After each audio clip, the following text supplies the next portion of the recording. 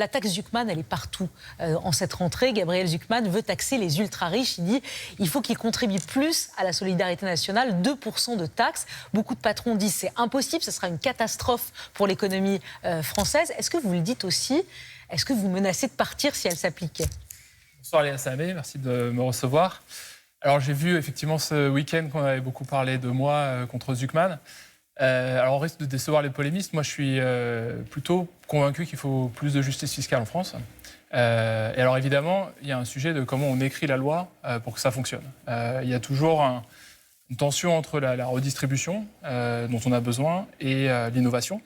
Et ce qui compte, je pense, c'est la manière dont on doit penser ce débat, et il faut le penser de manière modérée, c'est de faire en sorte que les entrepreneurs aujourd'hui, c'est-à-dire pas nous, mais ceux qui démarrent leur entreprise aujourd'hui, se disent que la France, c'est le bon endroit où créer leur entreprise. Et donc je pense que c'est possible avec plus de justice fiscale, je pense qu'on peut trouver des solutions. Vous dites oui, il faut que les ultra-riches, il faut que, on l'a vu, vous avez, avec cette levée de fonds, avec cette valorisation de votre entreprise qui dépasse les 10 milliards, vous seriez dedans, 24 millions, vous pourriez payer ? Je pourrais évidemment pas payer. Vous ne pourriez pas payer, il faut l'expliquer aux gens. C'est que vous faites des levées de fonds, mais vous ne les avez pas, en fait, directement. Vous êtes milliardaire, mais virtuellement.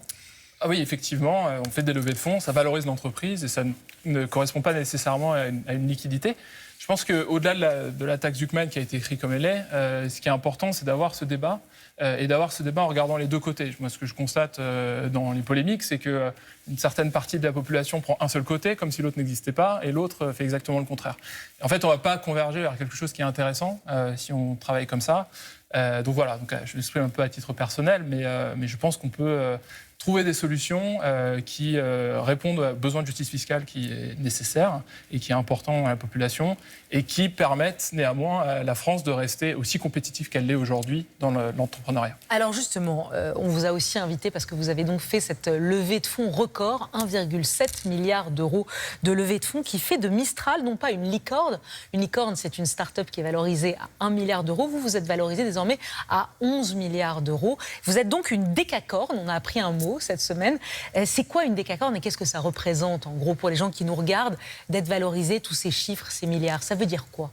Ce que ça représente, c'est qu'en fait, on a effectué une levée de fonds, où on a levé 1,7 milliard d'euros, pour les déployer vers ce qui nous intéresse, c'est-à-dire la recherche fondamentale, pour améliorer les systèmes d'intelligence artificielle qu'on met à disposition d'abord des entreprises et puis également des consommateurs, et pour croître, c'est-à-dire qu'on opère aujourd'hui dans le monde entier.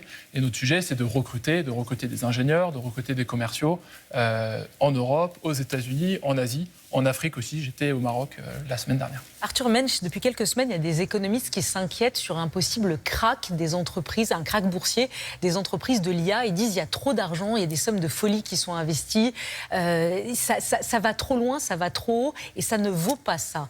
Est-ce que vous craignez un krach boursier et vous levez beaucoup d'argent, mais est-ce que vous en gagnez aujourd'hui de l'argent? Aujourd'hui, on fait plus que 300 millions de revenus annuels, donc effectivement, on gagne de l'argent. On a fait ça, on est passé de 0 à 300 en un peu plus que 2 ans.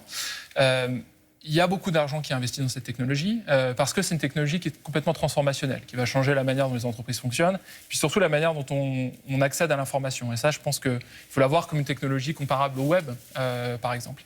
Et donc, ces investissements, finalement, ils correspondent à cette attente. Et ce qui va compter pour démontrer qu'ils ont une valeur, c'est la création de valeur qu'on peut apporter aux entreprises, par exemple.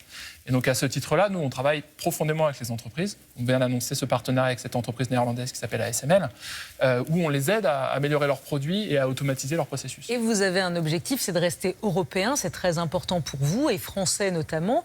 Vous êtes resté en France. Beaucoup disent qu'il va partir aux États-Unis. Pour l'instant, vous êtes en France. Vous ne comptez pas partir? J'ai aucune intention de partir. On a créé cette entreprise en France parce que je pense qu'on doit beaucoup à la France. On a fait toutes nos études, moi, Guillaume, Timothée, dans le système public français et je pense qu'on est ravis d'être ici. Effectivement, et puis on a un marché, on a des talents aussi à recruter ici. Mais quel regard vous avez sur ceux qui disent la France elle est en déclin, on n'en peut plus de ce déclassement, etc. Est-ce que vous pensez comme ça? Est-ce que la France régresse? Est-ce qu'elle tombe? Non, je pense pas. Je pense qu'il y a un vrai écosystème technologique qui est en train de croître. Alors nous, on en fait partie, mais on a aussi nos amis de Dust, Photoroom, Artefact. Il y a plein d'entreprises qui sont créées avant nous et qui ont un peu commencé à mener ce combat. Nous, ce qu'on pense, c'est que la France bénéficierait d'avoir un pilier technologique dans son économie, au même titre qu'elle a un pilier du luxe, par exemple. Et on pense que c'est possible parce qu'en fait, on a les talents, parce qu'on a également les champions dans différentes verticales qui peuvent travailler avec l'écosystème technologique. Et donc, moi, je suis venu ici porter un message d'optimisme. Je pense qu'on peut être optimiste quant au progrès technologique que la France peut fournir.